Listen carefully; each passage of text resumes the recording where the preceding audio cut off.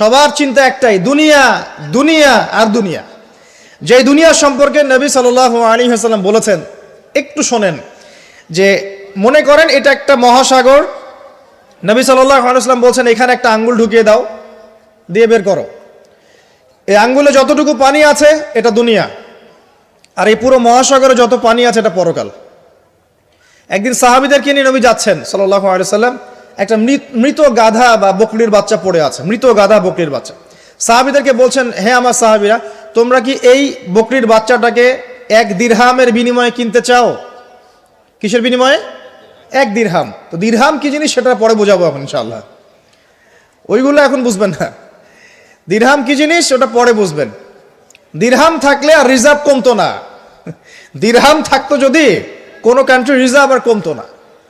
Reserve কমে ডলারের ভিত্তিতে, আর ডলার হচ্ছে এখন সারা ওয়ার্ল্ডের ডমিনেটিং কারেন্সি, ওটাকে হার্ড কারেন্সি বলে। মানে আপনি তেল কিনতে চান, 1 কোটি টাকা ব্রিফকেসে নিয়ে আমাদের আবু ধাবিতে চলে যান, গিয়ে শেখদেরকে বলেন যে আমাকে 1 কোটি টাকার তেল দেন, 1 ফোঁটাও তেল দিবেন আপনাকে, দিবে না। যতক্ষণ আপনি ওই টাকাটাকে ডলারে কনভার্ট করবেন তারপর দিবেন, আপনাকে তখন সুন্দর মতো তেল দিবে। এই dollar petrol, dollar petrol, petrol ছাড়া ডলারে এক্সচেঞ্জ নাই। এটা হচ্ছে পেট্রো ডলার মনিটরিং সিস্টেম। এবং এটা নিয়ে কথা বললে আবার এক শ্রেণীর ঘুমটাওয়ালা শায়েখ আছে, বলবে খারেজি হয়ে গেছে।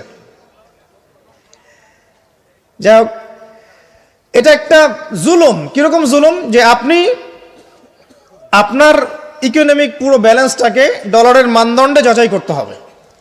আপনি যতই সমৃদ্ধশালী হন না কেন, আপনি ওই হার্ড কারেন্সিকে টেক্কা দিতে পারবেন না। আপনার কাছে গোল্ড আছে মনে করেন, সোনা। এখন সোনাটাকে আপনি যে ভাঙাবেন, ভাঙিয়ে যে মানে কান্ট্রির অন্যান্য ডেভেলপমেন্টের কাজে লাগাবেন, তার জন্য ডলারের সিঁড়ি পার হয়ে যেতে হবে আপনাকে।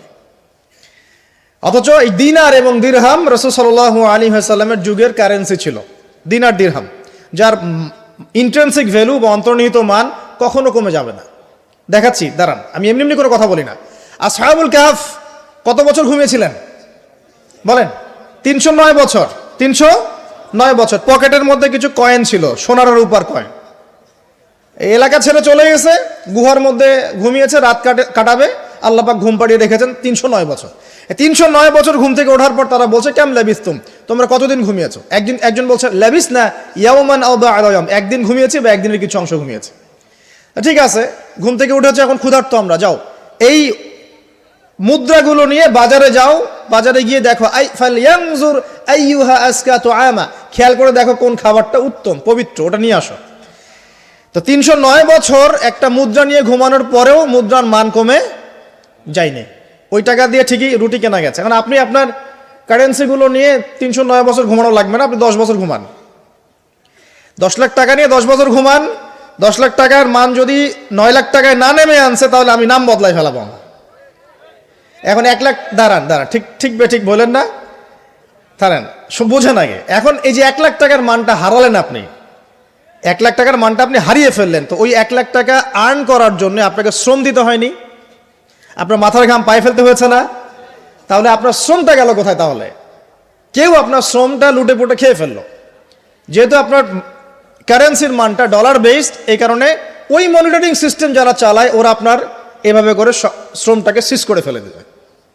আর আমি যদি আপনাকে আমার ফার্মে কাজ করিয়ে সারাদিন কাজ করানোর পরে আপনাকে কোনো পারিশ্রমিক না দেই, শ্রমের কোনো মূল্য না দেই, আপনি আমাকে জালেম বলবেন না?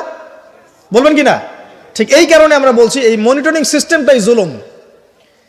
আর নবীজি বলছে দিনারের কথা বলছেন, দিরহামের কথা বলছেন। এটা যদি আপনার পকেটে থাকতো 309 বছর কেন, 1000 বছর পর উঠলে ওটার মান সেটাই থাকবে, কমতো না। এই হলো ইসলামিক কারেন্সি।